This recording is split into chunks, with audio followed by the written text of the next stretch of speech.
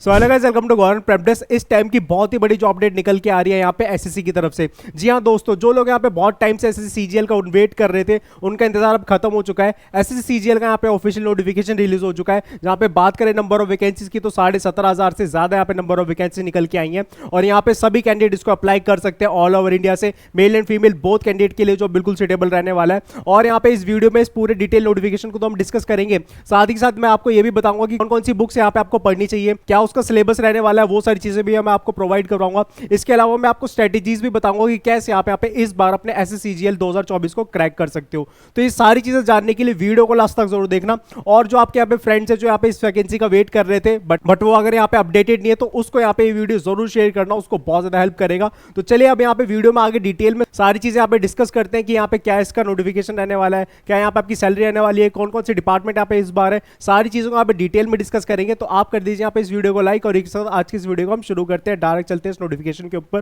तो जैसा हम आप स्क्रीन पे देख सकते हैं, एसएससी सीजीएल की तरफ से यहाँ पे नोटिफिकेशन रिलीज हुआ है, जो कि आपका यहाँ पे government of India ministry of personnel public and governance pension के अंडर आता है। ठीक है, तो सबसे पहले यहाँ पे हम इंपॉर्टेंट डेट्स के बारे में बात कर लेते हैं।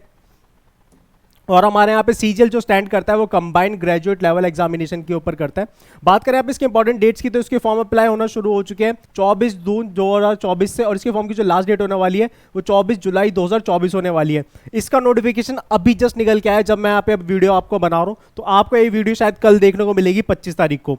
अब यहाँ पे बात करते हैं इसके एग्जाम्स की, तो यहाँ पे इसका जो टीयर 1 एग्जाम होने वाला है वो सितंबर और अक्टूबर के बीच में रहने वाला है। और बात करें यहाँ पे इसके टीयर 2 एग्जामिनेशन की, तो दिसंबर 24 यहाँ पे इन्होंने बोला हुआ है, बट यहाँ पे टेंटेटिव डेट्स है, यहाँ पे कंफर्म डेट्स यहाँ पे नहीं है।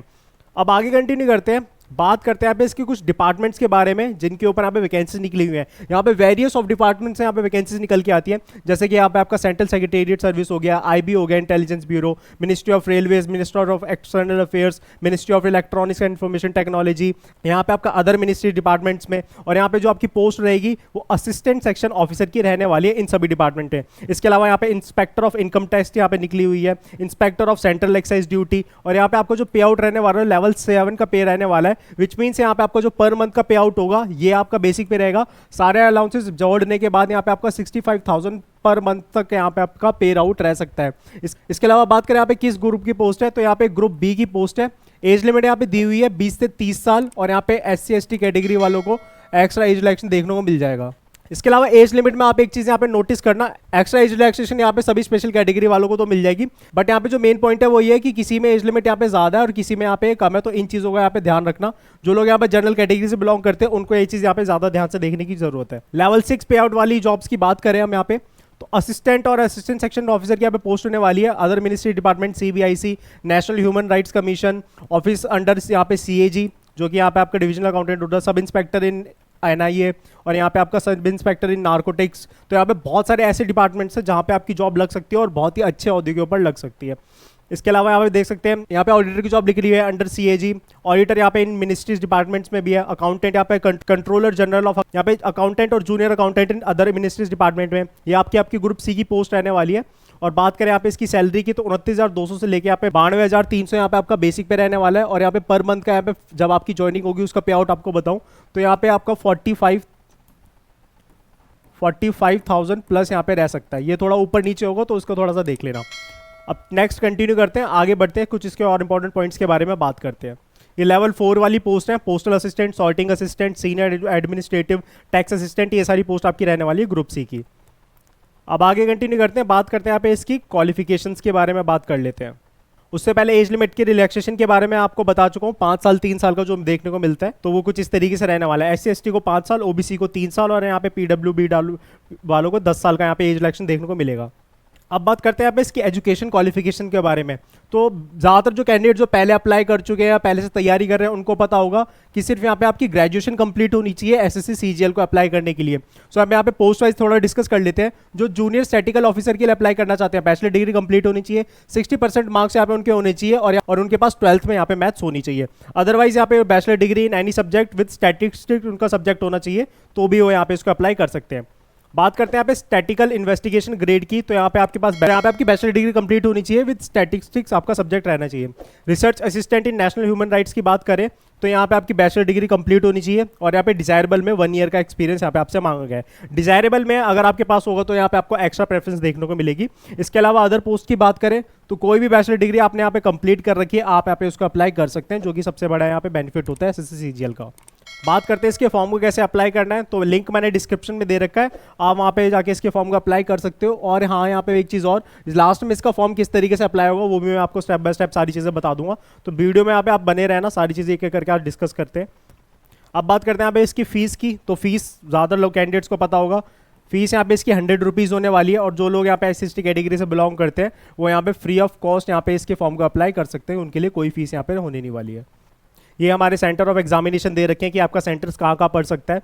ऑल ओवर इंडिया में हर जगह यहाँ पे आपको इस तरह से एग्जाम सेंटर देखने को मिल जाएगा। सो ऐसा नहीं कि आपको यहाँ पे किसी और जगह पे जाके इसका एग्जाम देना पड़ेगा, आपको आपकी नियर बाई एग्जाम सेंटर देखने को मिल जाएगा। सारी चीज़ें यहाँ पे डिटेल में पढ़ सकते हैं। और अब हम बात करते हैं इसके मोस्ट इंपॉर्टेंट पॉइंट के बारे में कि जब आप इसका फॉर्म अप्लाई कर दोगे उसके बाद सिलेक्शन लेने तक आपको यहाँ पे किन किन स्टेजेस से गुजरना पड़ेगा, उन चीज़ों की हम बात कर लेते हैं। तो इसके एग्जाम को यहाँ पे क्लियर करने के लिए 2 स्टेजेस रहने वाली हैं, आपकी टीयर 1 और यहाँ पे टीयर 2। अब टीयर 1 में क्या एग्जाम होंगे, टीयर 2 में क्या एग्जाम होंगे, उन चीज़ों का हम यहाँ पे डिस्कस कर लेते हैं।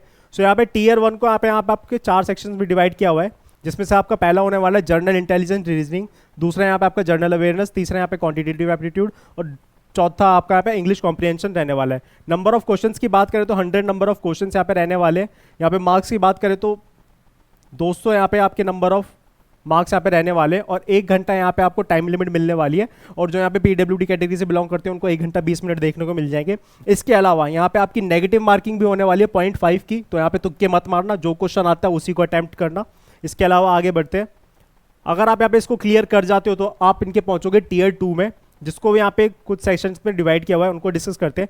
तो पेपर 2 का फर्स्ट सेशन आपका होने वाला है मैथमेटिकल एबिलिटीज और यहाँ पे रीजनिंग एंड जनरल इंटेलिजेंस का, जिसमें से आपसे 30 क्वेश्चन पूछे जाएंगे दोनों सब्जेक्ट में से। एक क्वेश्चन का यहाँ पे 3 मार्क मिलेगा, विच इज अराउंड यहाँ पे 180 मार्क्स का पूरा पेपर हो गया और 1 घंटा मिलेगा आपको इस एग्जाम को करने के लिए। सेक्शन 2 की बात करें तो यहाँ पे आपका इंग्लिश एंड लैंग्वेज कॉम्प्रिहेंशन रहेगा, दूसरा यहाँ पे आपका जनरल अवेयरनेस रहेगा। 45 क्वेश्चन रहेंगे इंग्लिश में से, 25 क्वेश्चन रहेंगे जनरल अवेयरनेस में से, इन टोटल 70 क्वेश्चन हो जाएंगे। और यहाँ पे आपके एक क्वेश्चन के 3 मार्क मिलेंगे, तो उस हिसाब से आपके 210 मार्क्स यहाँ पे इन टोटल हो जाएंगे। सेम 1 घंटा मिलेगा आपको इसको करने के लिए। सेक्शन 3 की बात करें तो यहाँ पे आपका कंप्यूटर नॉलेज मॉड्यूल होगा, जिसके यहाँ पे 20 क्वेश्चन होंगे और यहाँ पे आपके 60 मार्क्स आपको इसके मिलेंगे, 15 मिनट मिलेंगे इसको करने के लिए। इसके अलावा सेक्शन 3 की बात करें तो यहाँ पे आपका डेटा एंट्री मॉड्यूल टेस्ट भी होगा, एक डेटा एंट्री का टास्क दिया जाएगा, उसको आपको यहाँ पे कंप्लीट करना पड़ेगा। बात करें यहाँ पे पेपर 2 में तो स्टैटिस्टिक्स आपका रहने वाला है, 100 क्वेश्चंस रहेंगे, 200 मार्क्स आपको मिलने वाले हैं, 2 घंटे का ही पेपर होने वाला है। अब ये क्या कहते हैं, सभी के लिए नहीं होने वाला स्टैटिस्टिक्स वाला, जो यहाँ पे आपको जेएसओ पोस्ट के लिए अप्लाई करेंगे, यहाँ पे उन्होंने मेंशन भी कर रखा है, जो यहाँ पे जेएसओ पोस्ट के लिए अप्लाई करेंगे ये आपका सिर्फ उनके लिए एग्जाम होगा, अदरवाइज जो अदर पोस्ट के लिए अप्लाई कर रहे हैं उनके लिए यहाँ पे नहीं होगा। पेपर फर्स्ट आपका सबके लिए कंपलसरी है, पेपर 2 में जो अदर सेक्शन है वो कंपलसरी है। स्टैटिस्टिक्स वाला जो है वो सिर्फ यहाँ पे जेएसओ की पोस्ट के लिए जो अप्लाई कर रहे हैं उनके लिए रहने वाला है। सो आपका यहाँ पे कुछ इस तरीके से यहाँ पे आपका एग्जाम मॉड्यूल रहने वाला है। अब अगर यहाँ पे आपको इसके लिए रिगार्डिंग बुक्स चाहिए कि किस बुक से मैं स्टडी करूँ ताकि मेरा एग्जाम क्लियर हो जाए, तो आई बटन में यहाँ पे एक वीडियो अटैच कर रहा हूँ। अगर आप यहाँ पे उन बुक्स को फॉलो करते हो तो बहुत ही ज़्यादा चांसेस हैं आपके यहाँ पे एसएससी सीजीएल क्लियर होने के। इसके अलावा जिन लोगों को यहाँ पे सिलेबस की नीड है, मैं टेलीग्राम चैनल पर इसका पूरा सिलेबस अपना अपलोड कर रहा हूँ, आप वहाँ पर जाके उसको एक्सेस कर सकते हो और वहाँ से स्टडी कर सकते हो। इसके अलावा यहाँ पे अगर आपको और किसी चीज़ की रिगार्डिंग हेल्प चाहिए स्टडी के रिलेटेड, सिलेबस के रिलेटेड, तो भी आप मुझसे कमेंट सेक्शन में आके पूछ सकते हैं। मैं पर्टिकुलर उसी चीज के ऊपर यहाँ पे वीडियो लेके आऊंगा, ये चीजें प्रोवाइड कर दूंगा जिसकी यहाँ पे डिमांड करोगे। अब इसके अलावा बाकी सारी चीजें मैं आप लोगों के साथ डिस्कस कर चुका हूँ।